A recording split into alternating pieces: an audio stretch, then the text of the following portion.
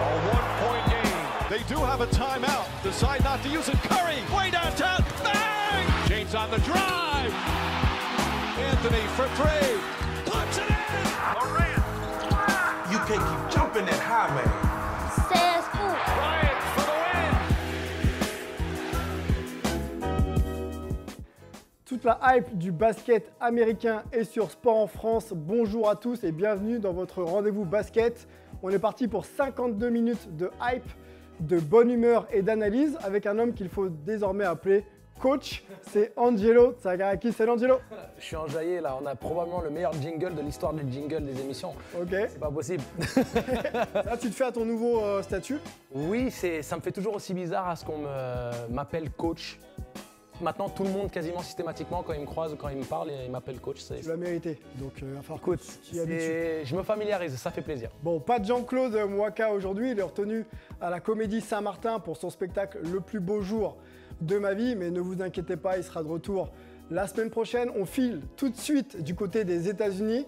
Retrouver l'un de nos spécialistes en duplex de New York. Il a assisté à la débâcle des Nets il y a encore quelques heures. C'est Antoine Bancharel. Salut Antoine. Salut Sylvain, salut tout le monde. Ça fait plaisir d'être là. Et effectivement, grosse débâcle et petite nuit aussi derrière.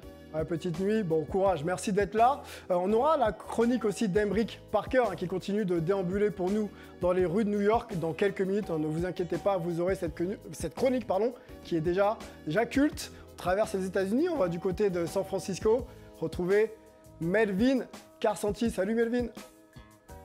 Salut Sylvain, salut les gars, comment ça va? On va très bien Melvin, on sait que tu te lèves. Merci d'être là, encore une fois. Et comme premier invité dans l'histoire de Hype, j'ai le plaisir d'accueillir l'un des CV les plus importants du championnat de France. Aussi chargé que les biceps. Champion de France 2013 avec Nanterre. Il y a aussi une victoire en Euro Challenge en 2015 avec Nanterre. Champion de France 2017 et finaliste de la Coupe FIBA 2017 avec Chalon-sur-Saône. C'est Jérémy Nzoli. Salut Jérémy. Salut les gars. Il s'est passé quelque chose d'important d'ailleurs dans l'histoire de la proie il y a quelques jours. C'était ce week-end. on va remontrer cette image et puis ensuite on parlera de Hype NBA avec toi. Pas de soucis. Il reste 12 secondes. 12 secondes d'attaque. On est quasiment aligné sur les secondes d'attaque. Oh, le compte de Terry. Jérémy Nzoli. C'est trop tard. Pour moi, c'est trop tard. On va avoir une prolongation. Pour moi. Ils vont aller vérifier.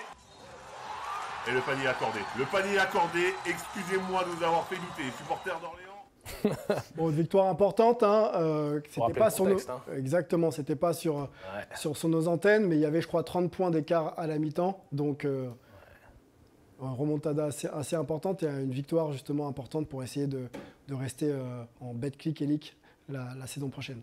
C'est une victoire improbable parce qu'on est à moins 32 précisément à la mi-temps et on n'est pas en NBA. En NBA, moins 32, c'est possible. C'est pas tous les jours, mais c'est possible. En Europe, moins 32, généralement, la messe est dite. On peut déjà passer au prochain match. Donc là, d'avoir pu revenir, parce que rapidement, dans le troisième quart-temps, on revient assez proche, je crois, on revient aux alentours de 10 points.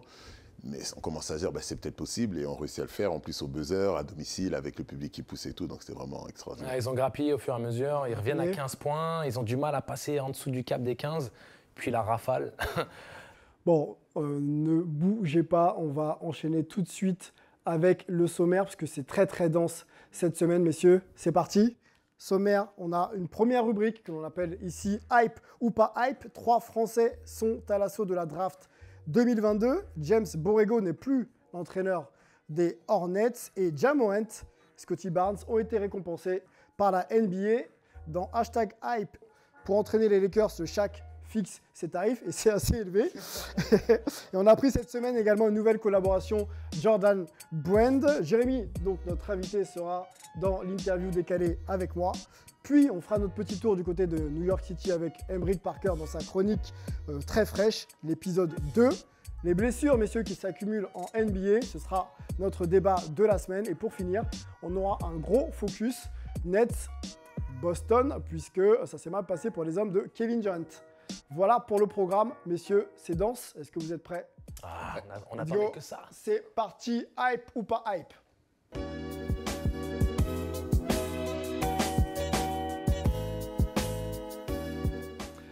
on va rester un petit peu en Pro A, on va même aller du côté de la Nouvelle-Zélande. On va parler de 3 Français qui se sont déclarés à la draft. Ismaël Kamagaté, Hugo Besson et Mathieu Strazel sont ces 3-là. On peut peut-être les voir à l'image. Voilà, ils sont à l'assaut de la draft, ces 3 joueurs. Moi, j'ai une question, messieurs, tout de suite. On va commencer par Angelo. Lequel de ces 3 joueurs te hype le plus? Je dirais probablement Kamagaté. Probablement Kamagaté, même si Besson a une opportunité de percer l'écran, de par son profil agressif et sa capacité à shooter de loin. Mais Kamagaté démontre aussi de belles dispositions près du cercle. Et il a un petit shoot en périphérie qu'il a commencé à développer, donc je suis intrigué. On écoutera d'ailleurs dans quelques minutes Kamagaté qui s'est exprimé sur son arrivée en NBA et sur ses potentiels, on va dire, coéquipiers. Ouais. Je crois qu'il a quelques souhaits, notre ami Ismaël Kamagaté. On peut peut-être voir d'ailleurs le profil du joueur, 21 ans, 2m11. C'est un intérieur, 3e saison pro déjà pour Ismaël Kamagaté. Il y a un homme qui est en face de nous, qui joue en pro du côté d'Orléans. Je ne sais même pas si je l'ai cité d'ailleurs dans mon intro, qui a forcément croisé la route d'Ismaël. Est-ce que c'est un joueur hype qui peut prétendre aller en NBA et faire une belle carrière en NBA Ismaël? C'est pas pour copier Angelo, mais je suis d'accord avec lui. Pour moi, des 3, c'est celui qui a le profil qui correspond le plus à la NBA actuelle parce que c'est un poste 5 athlétique, qui court bien, qui est mobile. Et en plus, il a ce petit shoot à mi-distance. Et bon, moi, je me suis entraîné pas mal de temps avec Paris, donc je le connais assez bien. Je sais qu'il peut même un peu shooter à 3 points. Donc en gros, ça veut dire qu'il n'a pas des mauvaises mains loin du panier. Il a même justement des très bonnes mains près du panier. Plus il peut s'écarter un peu. Très, très athlétique. Il est bon sur les contres. Il prend les alley-oops hauts. C'est le type de profil que les Américains apprécient beaucoup. Après, effectivement, on a Hugo qui impressionne. Parce que moi, je ne connaissais pas beaucoup. Je connaissais son père pour l'avoir en assistant. Et ce qu'il a fait en Pro B, c'était très impressionnant. Hugo Besson, qui a joué en Pro B, qui est maintenant du côté de la Nouvelle-Zélande. Il joue pour les Breakers de Nouvelle-Zélande. Voilà. C'est ça. Donc, il a fait des grosses perfs en Pro B, sachant qu'il y a beaucoup d'Américains qui, avec des stats pareils, viennent chercher des bons contrats en Pro. Derrière, il a plus ou moins confirmé maintenant en Nouvelle-Zélande, mais c'est qu'il a un profil physique un peu plus atypique. Donc, c'est ça que je pense. Un peu Antoine Dio dans le profil, non? J'ai l'impression. Il est un peu plus grand. Un peu grand, il est 1m94. Surtout beaucoup plus agressif. Ouais. Plus scoreur, beaucoup plus scoreur. Lui, c'est un tueur. Antoine Dio, c'est on va dire un gérant d'équipe, un distributeur de ballons, il contrôle le tempo. Besson, c'est un vrai poste 2. Voilà, là, on est arrière-shooter dans le scoring et la percussion. Et attention, messieurs, c'est BetClick Elite. BetClick, oui, pardon. Attention. Diffusé sur Sport en France, on le dira. Jamais assez. On parle rapidement de Mathieu Strazel, que tu as croisé aussi peut-être, Jérémy. Mathieu, je connais en plus depuis qu'il est jeune. Et je l'ai croisé au camp Parker la première fois.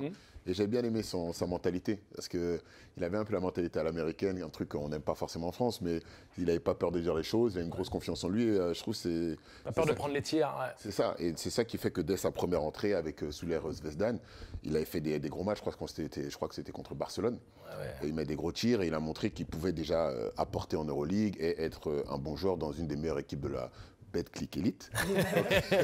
Donc lui aussi, c'est à surveiller. Lui, c'est son profil athlétique qui me pose plus questions. C'est ça. Par rapport à la NBA. Parce qu'il n'est pas forcément très grand, pas forcément athlétique. Qualité de tir, évidente. Il a le tir d'un joueur NBA. Vision du jeu, tout aussi bonne, si ce n'est plus que certains de ses pairs de la même génération. Par contre, au niveau athlétique, c'est là où il aura le plus gros travail. Mais après, la porte est ouverte. Il y a moyen de faire quelque chose. On retourne sur la hype, Ismaël Kamagaté, qui répondait au micro de Lucas Nico sur quel joueur il souhaiterait rencontrer ou avec qui il souhaiterait jouer en NBA. C'est parti. Il y a un joueur avec qui tu rêves de jouer un jour en NBA ou pas? Ouais, par exemple Kevin Durant, ça c'est sûr. Enfin, c'est fou ce qu'il fait.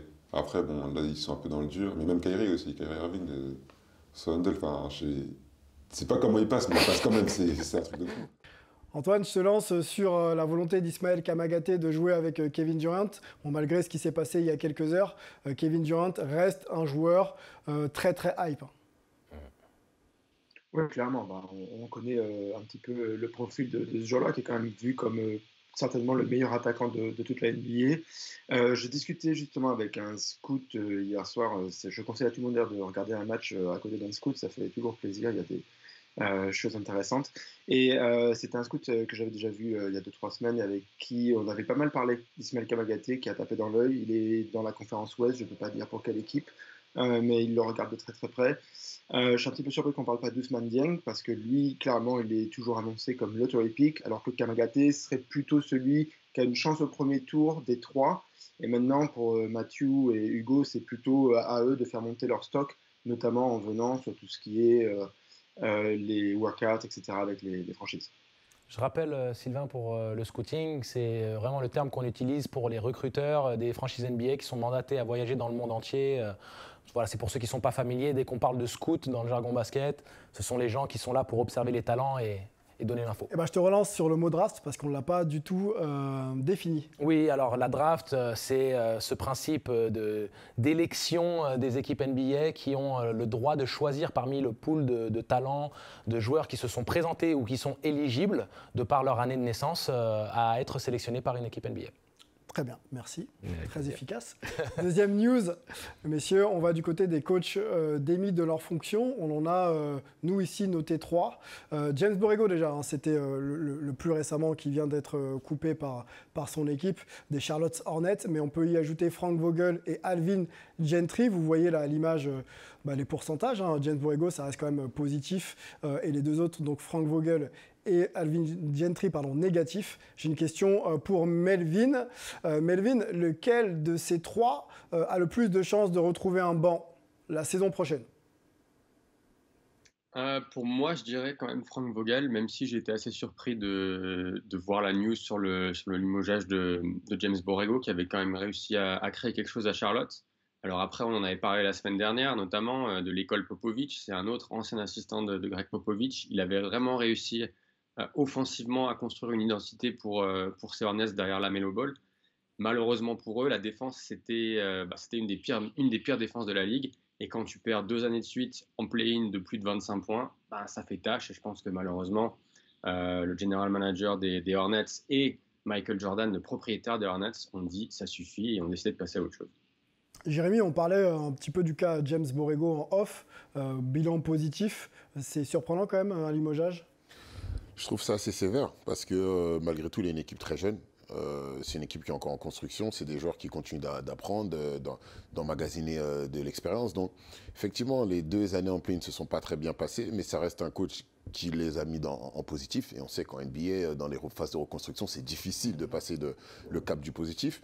Donc, moi, je trouve ça assez dur et rapide. Mais bon, après, c'est la dure loi du monde professionnel. Exactement.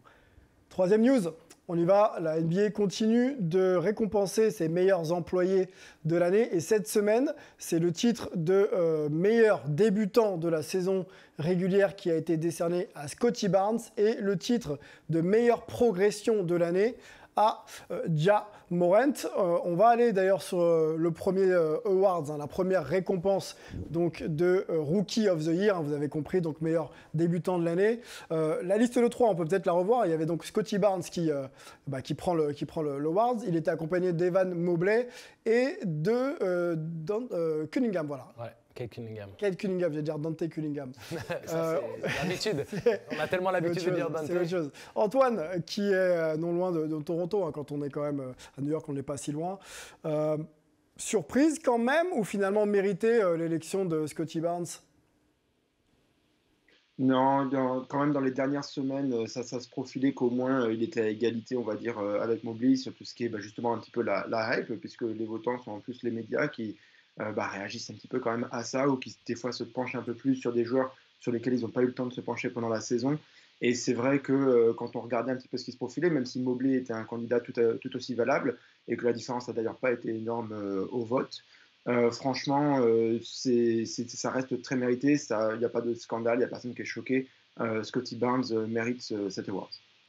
Rapidement, la question, on l'avait ouverte concernant la meilleure progression de l'année en NBA. Un nom était cité autour de nos discussions, Jordan Poole. Bon, il n'est pas dans les 3. C'est Ja Morant donc, qui prend le titre. Ouais. Mérité pour Ja Morant, ou est-ce qu'il fallait donner quelque chose à Ja Morant? Je pense que ça reste malgré tout mérité parce que ses stats ont bien augmenté. Après, les 3 déjà qu'on voit dans le truc, forcément, ils méritent fortement. Après, je pense que ce qui n'a pas joué en la faveur de Jordan Poole, c'est que son temps de jeu n'a pas été constant. Parce que par contre, dès qu'on on a donné beaucoup de minutes, quand il y a eu des blessures à Golden State, il a toujours été extrêmement bon. Mais malheureusement, quand il y a eu Klay Thompson et Steph Curry, ben forcément, c'est un peu plus difficile de gérer les minutes et tout. Mais effectivement, il a fait une énorme saison. Mais Ja Morant, souviens-toi, on avait fait le podcast et j'avais annoncé Ja Morant. Et même s'il y a beaucoup de gens antagonistes à l'idée de donner à une personne établie, parce que c'est déjà un All-Star, c'est déjà une star tout simplement au sein de la Ligue, pour moi, je dois quand même prendre le factuel, c'est-à-dire d'une année à l'autre. Et c'est dommage de retirer à un joueur la considération qu'il mérite, même si c'est déjà un joueur reconnu. Si le bon qu'il fait est suffisamment significatif tel que ça l'a été pour Ja Morant, pour moi, on ne devrait pas le disqualifier de par un statut déjà élevé au sein de la Ligue. Et on prend trop en considération le fait que Jordan Poole, il était en G-League auparavant. Il le mérite. Pour moi, c'était soit l'un, soit l'autre. Je sais que Melo sera sûrement pour Jordan. On lance tout de suite Melo là-dessus. Melo, très rapidement. Bon, Jordan Poole, c'est pas le débat. Ja Morant, meilleure progression de l'année en NBA, c'est vraiment crédible? Crédible, oui. Après, je pense que, comme l'a dit Jérémy, c'est vrai que c'est mérité quand on voit ses stats. Par contre, moi, ce que je trouve assez cocasse, on va dire, c'est que Ja Morant lui-même est allé donner son trophée à Desmond Bane, son coéquipier, l'arrière de Memphis. Ouais. C'est-à-dire que même Ja Morant pense qu'il n'était peut-être pas forcément le joueur à gagner le trophée, il le donne à son coéquipier. Donc ça, j'ai trouvé ça quand même assez intéressant, on va dire. Et puis c'est à l'image de cette équipe. Bon, messieurs, il s'est passé, on va clore ce débat, il s'est passé pas mal de choses en NBA, on va continuer notamment sur les réseaux sociaux, c'est #hype, c'est parti.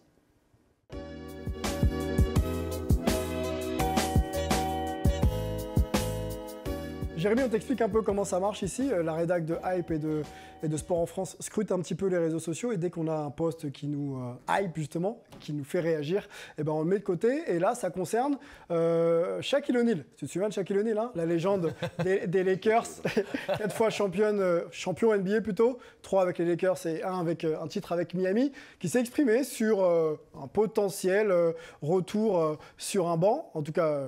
Prise de position sur un banc au niveau des Lakers. Et apparemment, ces tarifs sont très élevés. Je vous propose d'écouter tout ça.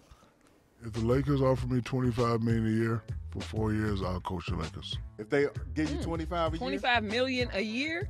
Yeah, for 4 years. I need a 4-year contract. I'll coach them right now. Bon, vous l'avez compris, Shaq, c'est 25 millions par saison pour prendre les Lakers. Waouh, ça fait quand même beaucoup d'argent, non?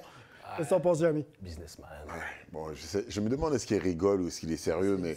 C'est souvent très fun avec le Shaq. Hein. Oui, c'est ça, parce que on sait qu'il sait se prendre à la légère, parce que bon, 25 millions, quelqu'un qui n'a jamais coaché, parce qu'en tant que joueur, on sait tous que c'est une légende, une des plus grandes légendes de l'NBA. En coach, il faut encore faire ses preuves et demander 25 millions plus pour les Lakers. Il ne vient pas prendre les derniers de la conférence, il vient de prendre une équipe qui est légendaire. On va rigoler de ça. Il a sa statue en dehors de la salle quand même, il faut le dire. Ouais, c'est une légende, clairement. Après, sur le banc, je pense qu'on ne s'improvise pas coach comme ça.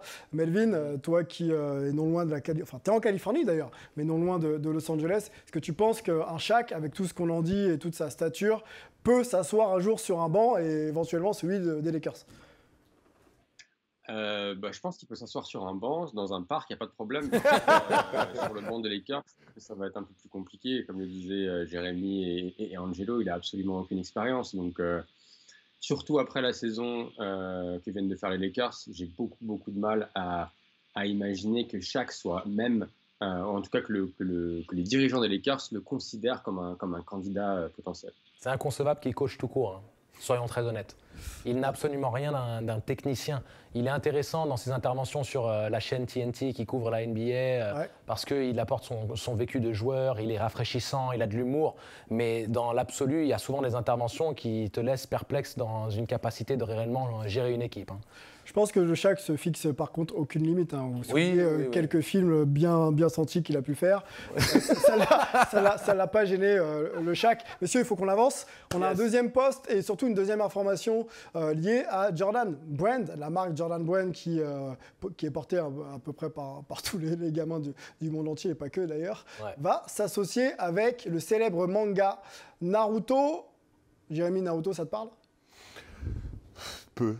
C'est-à-dire que c'est quelque chose dont on m'a toujours beaucoup parlé, mais j'ai jamais regardé. Jamais regardé? Ouais, parce que Bon, en tout cas, la marque continue un peu son expansion hors basket. Est-ce que justement le fait d'aller sur d'autres créneaux, Angelo, ça permet aussi de continuer à gagner un peu des parts de marché pour une marque qui est mondialement connue? Complètement. C'est très business, mais ça a du sens parce que y a une identité aussi par rapport à Naruto. Tu essaies de parler à la nouvelle génération et on en a souvent discuté dans nos podcasts. Jordan, la majorité des gamins qui portent ces chaussures et la marque n'ont même pas vraiment conscience de qui est Jordan. C'est simplement le look qui plaît, c'est cette tradition, cette notoriété qui suit en fait depuis de nombreuses années. Donc maintenant, tu essayes de t'associer à des choses qui parlent encore plus à la nouvelle génération. Et Naruto, c'est quelque chose qui pour moi est compréhensible dans l'idée. Ouais. Melvin, est-ce que ça hype un peu Naruto Jordan aux États-Unis ou alors pour l'instant c'est pas encore l'info de fou quoi? Alors, je t'avoue qu'un comme Jérémy, j'ai jamais vraiment regardé Naruto, donc très bonne question, mais je n'ai malheureusement pas de réponse pour toi. Bon, eh ben avançons, hein, on va pas en faire trop long.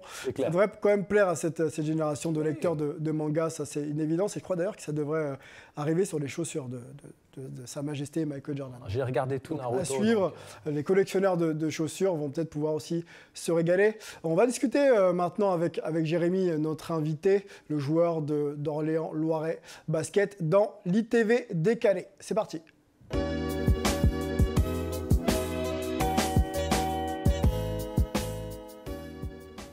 Jérémy, je t'ai épargné quand même un moment avec Jean-Claude, parce que normalement c'est Jean-Claude Mouaka, qui n'est pas là aujourd'hui, qui fait cette chronique. Mais entre gros bras, il se serait entendu. Il avait prévu d'ailleurs même de belles questions, et il en a sauvé deux. Tu l'écouteras un petit peu plus tard là, dans l'émission. Il a quand même tenu à discuter un petit peu avec toi. On va faire cet échange ensemble. Questions courtes. Réponse courte, l'idée c'est d'apprendre un petit peu à te connaître, au-delà bien sûr du terrain, là où on te connaît depuis maintenant une bonne dizaine d'années. Est-ce que tu es prêt ? Parti. Tout va bien, on y va. Donc du coup, ta série la plus hype de tous les temps. Compliqué, hein. Bon, allez, comme je l'arrive. Non, j'allais dire Walking Dead, mais je vais aller beaucoup. Ouais, mais bon, après là, ils ont mal fini, donc alors je vais partir plutôt sur Family Guy. Oh, ok. Ta pièce de mode préférée? Ma veste. Celle que tu portes là. Oui, mais je rigole. Ouais, ok, l'objet dont tu ne te sépares jamais. Ma banane, en ce moment, ma banane. D'accord, ok. Ton pire fashion faux pas? Parce qu'il y a déjà eu un moment... les pulls rayés, vraiment. J'ai cru qu'il allait dire ma veste. Les pulls rayés. Je me dis comment on a pu mettre ces trucs-là, les gros pulls rayés, là, bien. Je trouve ça horrible. Difficile. Le basketteur le plus fashion de NBA pour toi? À l'heure actuelle ou all time? Allez, all time. Je pense qu'il doit être à l'heure actuelle, puisqu'aujourd'hui, les gars s'investissent dedans. Je vois que Westbrook, il met beaucoup d'énergie, mais je ne suis pas forcément d'accord avec ce qu'il fait. Donc, si. T'as validé la robe? Ah non. il est fashion, mais est-ce que moi j'aime? C'est ça la question. On va dire le plus fashion, c'est Westbrook. Est-ce que j'aime? Non. Voilà. On va dire et ça. Parmi les basketteurs français avec qui tu as joué ou contre qui tu as joué, est-ce qu'il y en a un qui retient ton attention? Je pense qu'on va sûrement m'insulter, mais là, j'ai aucun nom, là, tout de suite. T'as aucun nom? Pourtant, je sais qu'il y a deux, trois mais t'en as un candidat juste devant toi. Ça peur. Ça peur. On parlait de stickers tout à l'heure, de chaussures et de basket. Est-ce que tu es un collectionneur de chaussures? Absolument pas. Absolument pas? Absolument pas. Ok, donc si je te pose quelle est ta paire de chaussures préférée, tu vas pas me répondre? Pas du tout. Ok, on avance. J'ai jamais compris toute cette hype sur les Jordan. C'est vrai? Ouais. Georgie Joseph m'avait insulté sur Twitter à l'époque. Parce que j'ai dit que Jordan, c'est des chaussures. Il m'a dit, mais quoi? Si le basket n'était pas dans ta vie, qu'est-ce que tu ferais d'autre? Quel sport? Vigile? Ouais, vigile. Vigile à Franprix ou peut-être le bodyguard personnel.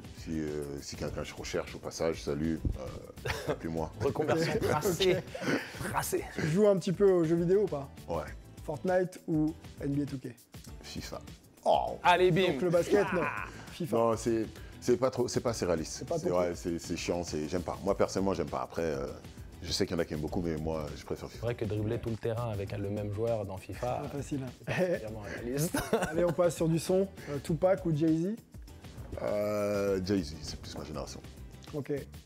Si tu devais starter un joueur, mettre un joueur sur le banc et le couper entre ces trois noms que je t'annonce, tu me dis Curry, Kyrie ou Iverson. Stephen Curry, Kyrie Irving ou Iverson. Mais c'est une émission start, familiale, Sylvain. Bench, C'est ou normalement cut. amical ici. Pourquoi tant d'agression? Qui start, wow. qui bench, qui est donc sur le banc et qui tu coupes. Bon, là, je sens que certains anciens vont énormément m'insulter, mais je pense que je vais faire starter Kyrie. Parce que comme c'est quelqu'un qui a beaucoup besoin de la balle, je vais le laisser faire ce qu'il veut. Je vais mettre Curry sur le banc, comme ça je le mets en dynamiteur. Il va mettre le feu et je vais devoir malheureusement couper Iverson, alors que je sais que c'est un joueur extraordinaire. Mais je vous aime, les fans d'Iverson. Bon, dites-nous ce que vous auriez fait. C'est vrai que le choix n'est pas évident. Je te parlais de Jean-Claude Moika tout à l'heure. Il a une première question à te poser. J'espère que tu es prêt. Salut, alors actuellement indisponible pour des raisons professionnelles, je suis au théâtre et donc je ne peux pas être là, je ne peux pas me dédoubler, mais j'ai une très bonne question pour Jérémy. Jérémy, j'aimerais savoir un truc, tu es né en 1991, donc tu as loupé 3 ans du club Dorothée qui s'est arrêté en 97. J'aimerais savoir, la question est simple, quel est ton meilleur manga? Si tu dis pas Dragon Ball Z, je te retrouverai, je sais que c'est. Donc réponds vite, vite. Alors, ton meilleur manga? Bah, comme il a dit à l'époque, c'est Dragon Ball Z, il était tout là-haut. Après, il y avait Olivier Tom. Voilà, forcément, c'était les deux qui étaient indispensables. Ouais, les Chevaliers du Zodiac aussi, c'est non? Aussi, Je pense même que je mets les Chevaliers du Zodiac au-dessus d'Olivier Tom. Ah non, moi, Olivier Tom, c'était vraiment un truc qui nous fait remonter de terrain qui durait 3 épisodes. Nicky Larson, mention spéciale. Nicky Larson aussi, oui. Mention spéciale. Bon, je crois que Jean-Claude a une deuxième question pour toi. Deuxième question pour Jérémy. J'aimerais savoir, actuellement, tu es Camerounais, tu joues au basket avec Joel Embiid et Pascal Siakam au Cameroun. Donc, normalement, la saison prochaine, vous serez champion d'Afrique parce que vous avez une équipe de triche. Donc, mais c'est pas ça la question. J'aimerais juste savoir quel est ton interprète africain préféré, sachant que le Cameroun n'est pas dans le top 10 des artistes reconnus dans la francophonie musicale. Si tu pouvais dire Koffi Olomide, ça me ferait plaisir. Alors, quel est ton artiste africain préféré? Jean-Claude extraordinaire. Je sais qu'il est congolais, donc je vais fuir le Congo bien comme il faut. Ok. Je vais prendre un Camerounais. Je vais rester sur les anciens, on va prendre Petit Pays. Ouais. Petit Pays? Petit Pays. Ouais. Ok. Et sur Pascal Siakam et Joel Embiid, qui sont Camerounais, donc comme toi, t'as joué avec eux? Non, j'ai joué avec le frère de Pascal, Siakam. Okay. Et Joel Embiid ne jouera jamais avec le Cameroun. Il a discuté avec les États-Unis, avec la France. Le Cameroun, bon, moi comme je suis capitaine, donc j'ai des bonnes relations avec les gars du staff et je sais qu'Embiid ça va être très compliqué. Tu discutes pas avec eux? Il n'y a pas la possibilité en tant que capitaine, avec ton statut, de pouvoir leur proposer un projet sportif qui les attirerait? J'ai essayé. Embiid, j'ai envoyé un message qui est toujours en attente. Et Pascal. Lu ou pas lu? Ça fait longtemps, j'ai pas regardé, peut-être que depuis la Dulière pour dire que je m'en fiche complètement. Et Pascal, c'est son frère qui m'a un peu bloqué le chemin parce que comme son expérience à lui n'avait pas été bonne, il a dit qu'en gros ils étaient soudés, que comme ça s'était mal passé pour lui, il voulait pas que son frère soit dedans. Mais comme moi je le vois, avec les éléments que j'ai un peu à gauche, à droite, je pense que si on réussit un jour à faire une compétition majeure, il sera là. Ok, bon, c'est presque une info. Il faut se qualifier et ensuite éventuellement... on va avoir l'espoir d'avoir un Siakam. Je suis un peu plus sceptique. Il y en a du talent dans les sélections africaines. Oui, là, ça montre vraiment. Si on rassemble vraiment les meilleurs éléments de chaque nation qui sont dispatchés aux 4 coins du globe. J'ai une dernière question, moi, pour Jérémy, mais pas des plus faciles. Une grosse discussion entre LeBron et Jordan. Est-ce qu'aujourd'hui, tu as une préférence l'un des deux? Ce sera ma dernière question. Attends, j'ai la machette qui est prête. C'est bon. Tout le monde le sait, moi, c'est LeBron. C'est LeBron? Ah oui. Mais quel... Oh. On va pas développer maintenant parce que ça devrait, à mon avis, prendre quelques minutes. On va remercier quand même Jean-Claude qui a tenu à te poser ces deux questions. Il est pris pour son spectacle Le plus beau jour de ma vie. C'est à la Comédie Saint-Martin. Si vous êtes dans Paris ou pas loin, n'hésitez pas à lui rendre une petite visite et de saboter un peu le spectacle d'ailleurs. Ça lui fera un grand plaisir, messieurs. On continue et on va rejoindre Emric du côté d'Harlem. C'est parti.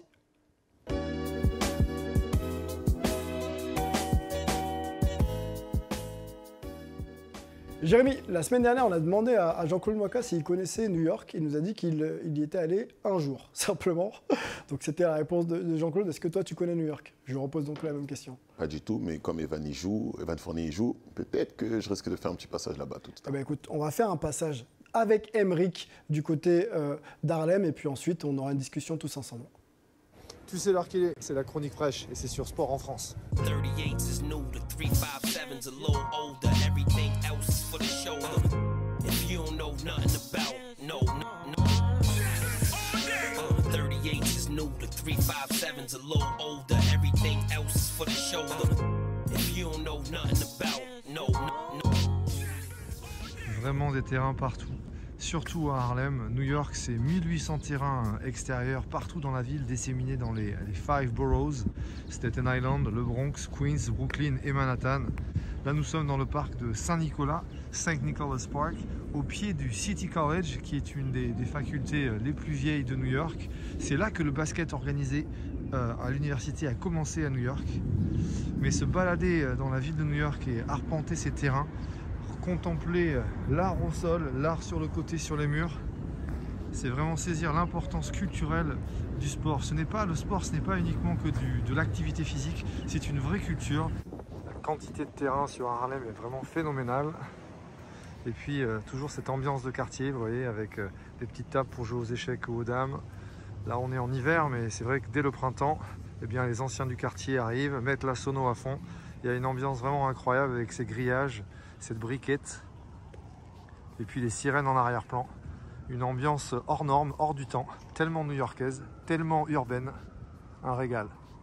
Et c'est vrai que New York se prête particulièrement par sa densité à la construction de terrains de basket. Ici, les terrains de foot ou les terrains de baseball ont été difficiles à construire. Et bien donc le basket a pris ses lettres de noblesse, et surtout quand l'Amérique blanche quittait les centres-villes pour préférer les suburbs, l'Amérique noire, elle, se retrouvait cantonnée à l'intérieur des cités. Et c'est là que le basket, dans les années 60-70, a vraiment pris une ampleur phénoménale. Et aujourd'hui, New York est dit la Mecque du basket. Alors c'est sûr que Chicago aurait son mot à dire, mais Second City, comme on dit ici aux États-Unis, Windy City, eh bien, n'arrive pas vraiment encore dans le cœur des Européens à hauteur de New York, qui reste pour moi une ville vraiment incroyable, qui transpire le basket.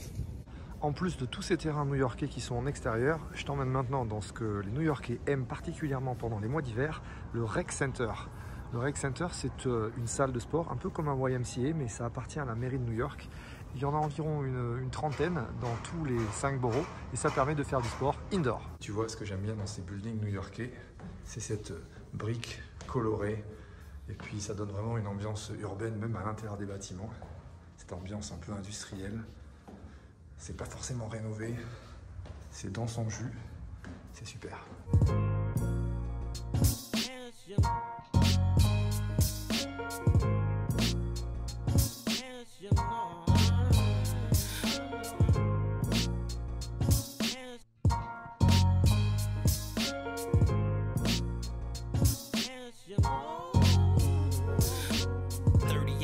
Voilà, la chronique fraîche est déjà terminée. Retrouve-nous sur les réseaux sociaux, Hype et Sport en France. Tu sais où il faut cliquer.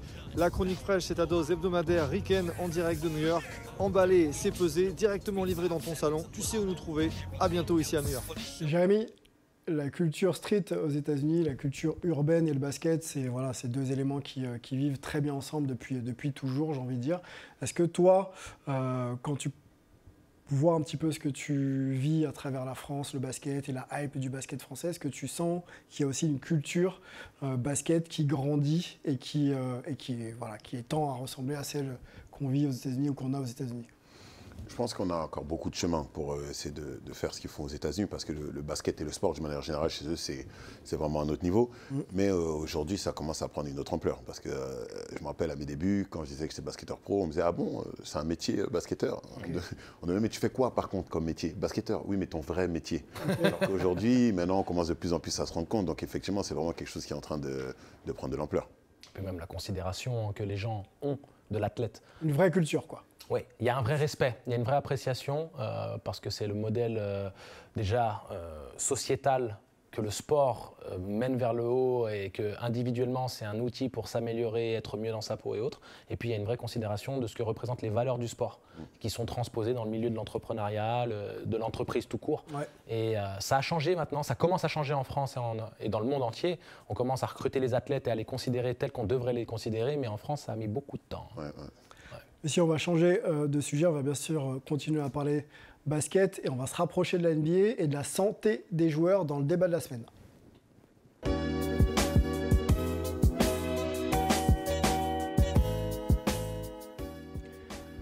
Luka Doncic, Joel Embiid, Devin Booker, Chris Middleton, Fred VanVleet, Kyle Lowry et j'en oublie, c'est la liste des joueurs blessés au pire moment de la saison, puisqu'on est en play-off et la question de la santé des joueurs revient un petit peu sur la table.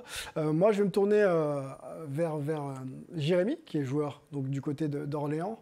Le repos, l'entraînement, la compétition, ces 3 phases très importantes dans la vie d'un basketteur de haut niveau.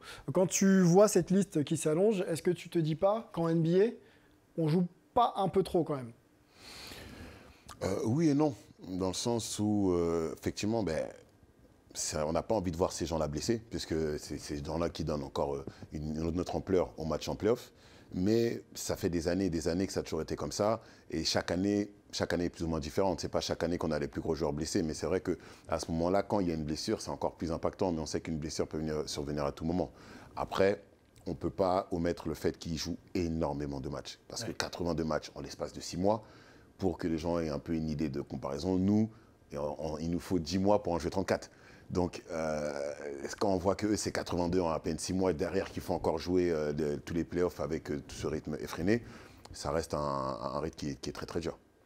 On peut rappeler que la saison régulière, tu l'as dit, c'est 82 matchs et ensuite en play-off, il faut rajouter une vingtaine, 28 matchs. Si on fait des séries longues et qu'on va jusqu'au bout, il faut rajouter quasiment 28 matchs. Melvin, je te donne la main puisque Steve Kerr, donc le coach des Warriors, a parlé un petit peu de cette gestion, un petit peu de son effectif et du fait d'éventuellement raccourcir la saison. Je te lis la déclare. Pour moi, ce qui a le plus de sens, c'est de revenir à un calendrier de 72 matchs sur le cours d'une saison. Enlever 10 matchs et donner plus de temps de jeu aux joueurs pour se reposer entre chaque match. Je pense que vous inciterez les équipes à faire jouer les meilleurs éléments plus souvent de cette façon. Qu'est-ce que tu penses de cette déclaration ? Je pense que ça fait sens. C'est vrai que, comme le disait Jérémy, les 82 matchs, c'est quelque chose d'assez historique en NBA. Ça a toujours été le cas. Après, c'est vrai que là, on le voit, surtout sur les blessures qu'on est en train de voir en play-off, il y a quand même beaucoup de blessures musculaires plutôt que des entorses, par exemple. Donc c'est vrai que on se demande, je pense qu'il y a un intérêt à ce que la NBA protège le produit, son produit. Et donc, je pense qu'avoir une saison qui est plus courte, ça peut forcément aider. Après, pour moi, la question, elle vient c'est toujours quand on parle de NBA, il y a l'aspect business et l'aspect financier.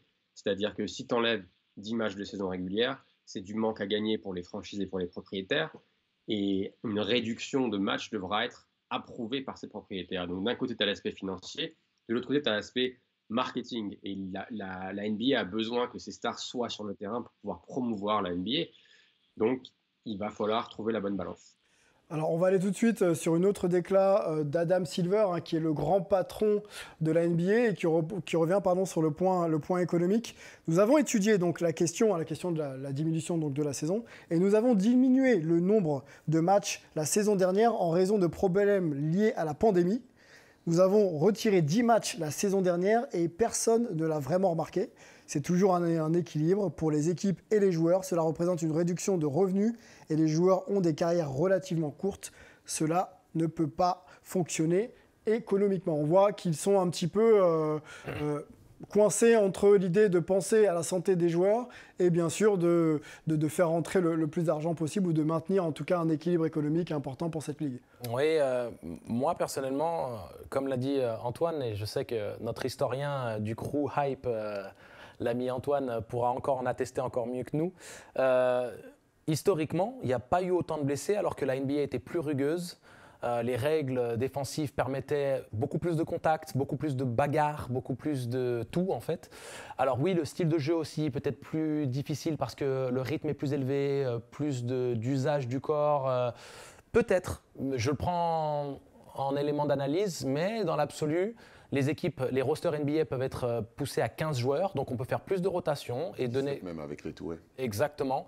Donc pour moi, ce serait simplement une gestion différente et ça doit être pris en considération. Il y a des opportunités à donner à plus de joueurs, ça devrait être ça la mentalité, parce que 10 matchs sur 30 franchises, c'est énormément de manque à gagner. Et historiquement, il n'y a jamais eu d'histoire de trop de blessures, alors que la NBA avait des règles encore plus rugueuses. Antoine, changer le format de la saison, c'est une décision qui est très importante. On sait qu'il y a plusieurs syndicats autour du basket aux États-Unis, notamment le syndicat des joueurs et la NBA. Comment ça se passe quand on doit mettre ce type de sujet sur la table pour arriver à un consensus et à prendre une décision aussi forte ? Oui, puisque comme tu dis, on pourrait presque dire qu'il y a plusieurs syndicats, puisque quelque part, la NBA est un syndicat qui ne dit pas son nom. C'est une organisation qui représente les intérêts des propriétaires. Et à côté, il y a le NBPA, la National Basketball Players Association, qui là, pour le coup, est le syndicat des joueurs et donc défend l'intérêt des joueurs. Donc là, ce qui se passe, c'est que les deux parties doivent se mettre d'accord sur un accord collectif, ce qu'on appelle le CBA, Collective Bargaining Agreement aux États-Unis. Et donc tout ça fait généralement l'objet de négociations. Je ne te cache pas que je suis allé pousser un tout petit peu plus loin que la question, si tu me permets juste 10 secondes. Quand on gratte un petit peu, ce que tout le monde dit, c'est que si les joueurs se préparaient un petit peu mieux, et là je parle avec des gens qui ont été en interne et même avec quelqu'un au niveau des Clippers qui dit que le load management, ça ne sert vraiment pas à grand-chose. Ce qu'il faudrait surtout, c'est que les joueurs se préparent mieux pour moins de blessés. Est-ce qu'on peut se permettre de réfléchir à un format dans ce cas-là ? Si on dit que c'est compliqué de réduire la saison à 72 matchs parce qu'il y a de trop grosses pertes financières, qu'est-ce qu'on peut faire pour quand même essayer de prendre en compte ces données de blessures ? Parce que là, on constate qu'il y a quand même pas mal de blessés en play-off. Peut-être un encadrement plus approfondi au niveau de la préparation. C'est-à-dire que les joueurs, je ne sais pas ce que tu en penses, Jérémy, mais ils sont vraiment laissés en autonomie absolue sur toute l'intersaison. Donc, imposer peut-être une reprise plus tôt ou une pré-reprise plutôt, parce qu'il y a la pré-reprise, c'est-à-dire que la préparation pour la préparation, c'est ce que nous on a dû faire et que toi tu continues à faire puisque tu es encore actif, ou avant même la préparation, tu te remets déjà en forme pour pas justement repartir de zéro une fois que tu arrives au training camp. Et je pense que c'est déjà une méthode dont parle Antoine. Et la deuxième, c'est d'utiliser les joueurs plus. Il y a des effectifs où il y a des joueurs qui jouent très très peu, sachant qu'ils ont des contrats garantis. Donner plus d'opportunités à des joueurs de rôle, d'avoir plus de minutes et de gérer un petit peu mieux les effectifs. Ce serait aussi une méthode.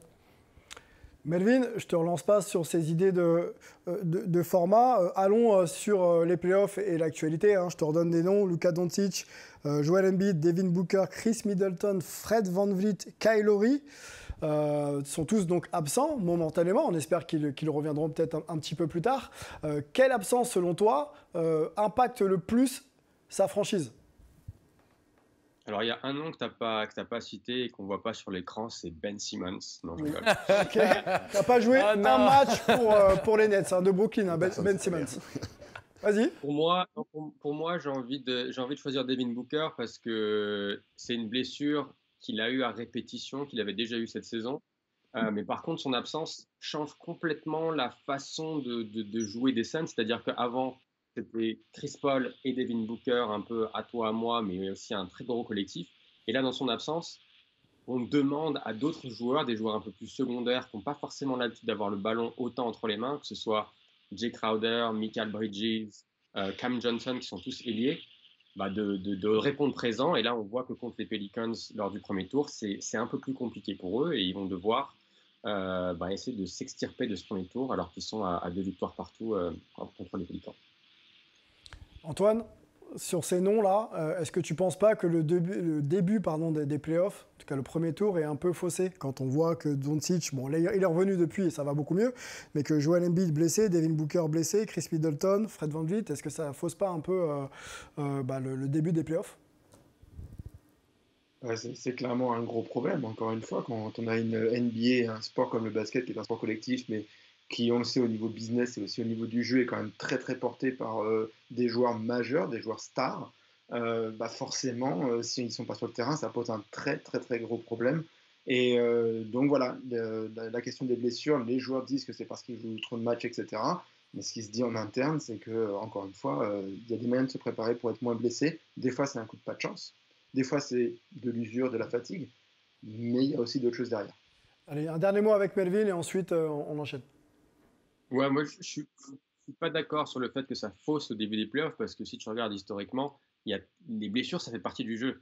Et si tu regardes tous les derniers champions des 10-20 dernières années, pour être champion, il faut avoir un peu de réussite. Et c'est souvent l'équipe qui a justement pas énormément de blessures ou qui arrive à rester en bonne santé. Donc ça fait partie du jeu, ça a toujours été le cas. Puis toutes les équipes jouent le même calendrier. Aussi. Donc on est tous égaux face aux blessures. Exactement. Et puis c'est des fois de la malchance. Le pouce de Embiid, c'est de la malchance, effectivement. Il y a une franchise qui est blessée actuellement, messieurs, c'est les Nets de Brooklyn. On va en faire un focus dans le focus de la semaine. C'est parti.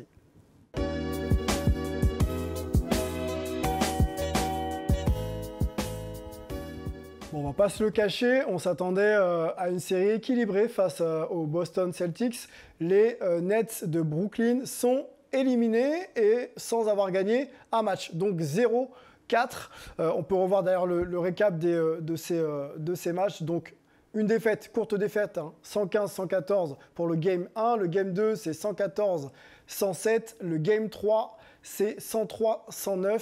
Et le Game 4, c'est 112-116. Donc les scores sont assez similaires finalement. Il n'y a pas de grosses claques. Ouais. Mais ça fait quand même à la sortie les Nets de Brooklyn éliminés.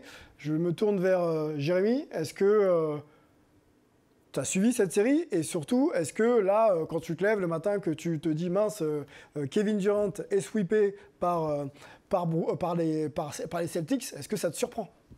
Oui, parce que moi j'avais annoncé que pour moi les Nets ça allait être très compliqué en playoff cette année parce que c'était vraiment trop Kevin Durant et Kyrie Irving dépendance. Donc et derrière ça manquait un peu de talent, sachant que même par exemple un Seth Curry, je trouve que quand il y a les deux avec Kyrie et Kevin, il a un peu plus de mal à se montrer. Donc je trouvais que c'était un peu léger pour dire qu'ils allaient aller loin, mais je ne voyais pas un 4-0. Par contre, je pensais qu'à un moment donné, au talent, Kyrie ou Kevin allaient faire un truc incroyable, 50 et l'autre 35, et puis ils allaient en prendre un, quoi. Donc 4-0, c'est dur. Ouais. Une autre question, vous le voyez sur le bandeau, normal ou scandale, l'élimination des Nets? Angelo, normal ou scandale? Élimination, alors le sweep, c'est scandale quelque part parce que, comme il l'a dit, rien qu'au talent, et on voit la proximité. Les scores, ça se joue à rien. Le match 1, ils le gagnent au buzzer, les Celtics, et Kyrie avait mis le gros panier. Donc ça aurait peut-être même lancé une dynamique totalement différente parce que ça peut atteindre psychologiquement une équipe. On a vu que les Celtics prennent un peu l'ascendant sur les Nets avec cette victoire au buzzer. Et de l'autre côté, c'est normal parce que pour moi, il y a un manque de travail collectif. Kyrie a manqué la moitié des matchs. De vécu collectif. De vécu collectif, de travail. Ils n'ont jamais été dans une configuration optimale. Il y a le départ de James Harden qui a aussi chamboulé moralement l'équipe. Il y a des nouveaux joueurs qui arrivent talentueux, mais ils n'arrivent pas à donner leur plénitude parce qu'on peut dire ce qu'on veut, mais ça reste un sport collectif qui requiert de l'entraînement, qui requiert des habitudes et des répétitions ensemble, et ils ne l'ont pas eu, ils n'ont pas pu le faire. Je disais en préambule de cette émission, Antoine a été un observateur privilégié de cette série. Qu'est-ce qu'on en dit aux États-Unis de cette débâcle et de cette défaite des Nets? En privilégié, du coup, je ne sais pas, vu l'ambiance qu'on a eue, surtout au Barclays Center, la fatigue que je porte, c'est aussi parce que franchement, cette ambiance n'était pas bonne du tout et tout ce qui se dit autour des Nets, c'est vraiment très très négatif, c'est assez chargé. On demande même si un petit peu cette franchise n'est pas en train de se tirer des balles dans le pied, tout simplement. Je sais qu'il faut parler un petit peu en bullet points, mais le problème, c'est que j'en ai à peu près 48, donc je vais prendre quelques-uns. Bon, les plus high, ce qui a ressorti, bon, certes, le match 1, ça peut complètement lancer une série différente. Certes, c'est le 3e plus faible écart pour un sweep. Donc, est-ce que ça sauve un petit peu l'honneur du sweep? Pas historiquement. Les deux autres, ils sont à 16 points d'écart en cumulé. Là, il y en a eu 18. C'était 75 le titre des Warriors en finale. Et en 2017, il n'y a pas si longtemps, les Pacers qui se font sweeper par les Cavaliers qui iront jusqu'au final, aussi au premier tour. Ceci dit, encore une fois, je vais juste rester sur ce qu'a dit Angelo. Le manque de cohésion, c'est ce qui est ressorti de partout.